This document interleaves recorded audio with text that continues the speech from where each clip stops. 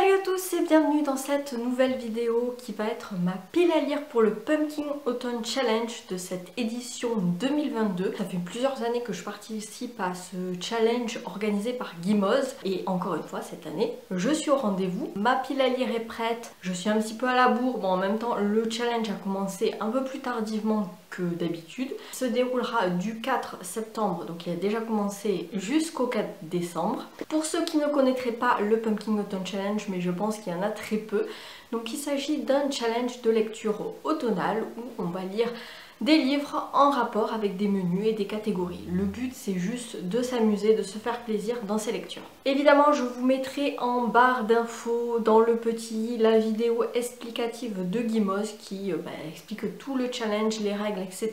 Donc n'hésitez pas à aller la voir. Et sans plus attendre, passons à la pile à lire. Cette année, le Pumpkin Autumn Challenge s'appelle l'étrange cueillette et le premier menu c'est Automne frissonnant qui est mon menu préféré d'habitude.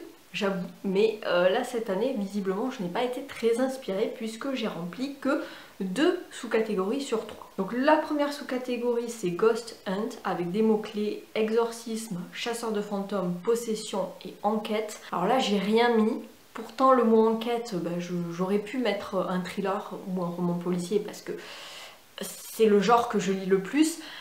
Mais bon voilà, je me dis je me laisse cette case de vide et je pourrais la remplir à tout moment, c'est pas un souci. La deuxième sous-catégorie de ce premier menu c'est le portrait du mal où il faut une couverture sur laquelle un visage de préférence sinistre est dessiné. Alors le visage que j'ai choisi est pas vraiment sinistre mais je le trouve un peu creepy quand même. Et il s'agit de Carrie de Stephen King dans cette vieille édition des éditions J'ai lu. Tout le monde connaît l'histoire de Carrie, je pense, cette jeune fille un peu souffre-douleur dans son lycée qui va être invitée au bal de promo et qui va être complètement piégée et qui va développer des pouvoirs magiques, etc. Donc il y a un côté très fantastique. Et puis que ne serait un Pumpkin Autumn Challenge sans Stephen King? Je vous le demande. On continue avec la troisième et dernière sous-catégorie de ce premier menu, c'est des Sakuma Drop au milieu des lucioles et les mots-clés sont historique, drame, biographie, mémoire, frères et sœurs, et moi je me suis penchée plutôt sur le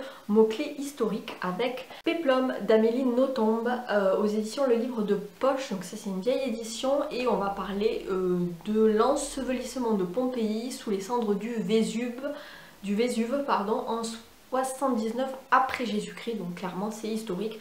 Je me suis dit qu'un petit roman ça fera pas de mal parce que vu les pavasses qu'il y a juste après, je sais pas comment je vais faire. On passe ensuite au deuxième menu qui est Automne de l'étrange et la première sous-catégorie c'est les mystérieux habitants de Pottsfield avec comme mot-clé automne, Halloween et Samhain. Bon, j'ai rien mis là-dedans, peut-être qu'en cours de route je me rendrai compte qu'il y a des livres qui se passent en automne, c'est possible.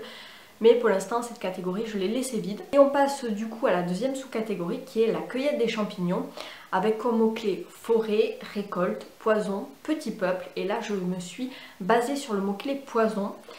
Vous allez comprendre vite pourquoi, avec La plume empoisonnée d'Agatha Christie. Donc ça c'est une vieille édition des éditions du Masque. Alors, je sais pas trop de quoi ça parle, c'est ni un Hercule Poirot ni un Miss Marple. Mais c'est Agatha Christie donc je lui fais entièrement confiance. Et puis empoisonné, hein, c'est dans le titre. Troisième sous-catégorie de ce deuxième menu c'est In the Dark I Hear a Call avec comme mot-clé dark ou fantasy, ambivalence, enquête, duplicité, pouvoir, obscurité, lumière, destinée, loyauté, mauvaise influence. Et là on a quand même une ribambelle de mots-clés pour nous aider.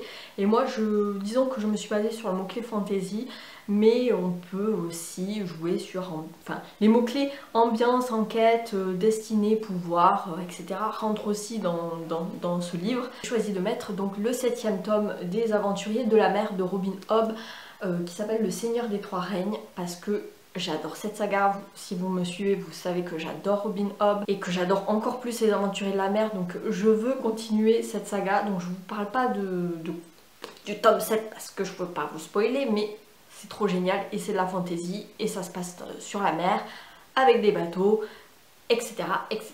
Quatrième sous-catégorie, soit vent, rêve, cendre et néant, soit nuit noire, âme et souhait. Et les mots-clés sont conte gothique, macabre, sorcière, sauvetage, disparition. Et moi si tu me mets conte, macabre et gothique comme mot-clé, je pense de suite à Edgar Allan Poe, avec les histoires extraordinaires chez Folio. Je pense que ce livre, je le mets chaque année. Chaque année dans la pile à lire de l'automne. Je n'arrive jamais à le lire parce que c'est écrit vraiment mais minuscule. Mais en même temps, c'est des petites histoires, des petits contes d'Edgar Allan Poe, donc je pense que c'est parfait pour cette catégorie. Je continue avec le troisième menu qui est Automne, douceur de vivre. D'habitude, c'est le menu que j'aime le moins, mais bizarrement, cette année, c'est celui qui m'a le plus inspiré. Je ne sais pas pourquoi, peut-être j'ai besoin de douceur et de cocooning. Et donc on commence avec la première sous-catégorie qui est Deux citrouilles en valent mieux qu'une. Et c'est lire une duologie complète, en commencer une ou en terminer une.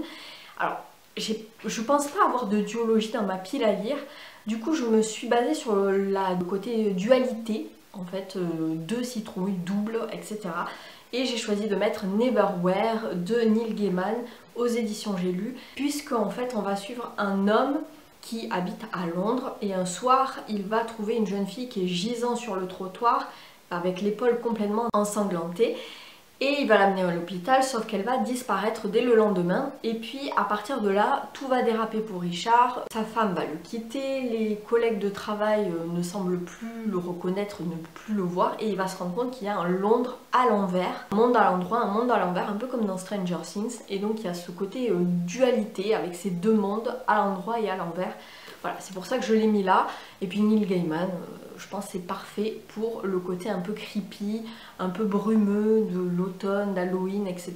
Ça va être parfait. Quand je vous parlais de pavé, on y arrive avec la deuxième sous-catégorie de ce menu qui est la maison Slangster, avec comme mot-clé humour, livre audio, série audio, podcast. Mais là, j'ai joué sur le mot-clé maison qui est dans le titre de la sous-catégorie. Comme Gimoz nous l'a dit, on peut jouer avec tous les mots-clés, avec tous les mots des catégories. Du coup, je vais partir sur la maison et je vais lire, enfin en tout cas, je vais tenter de lire ça, gros pavé. La maison dans laquelle de Mariam Petrosyan, ça c'est aux éditions Toussaint Louverture, Monsieur Toussaint Louverture, magnifique édition soit dit en passant, mais le beau bébé, il fait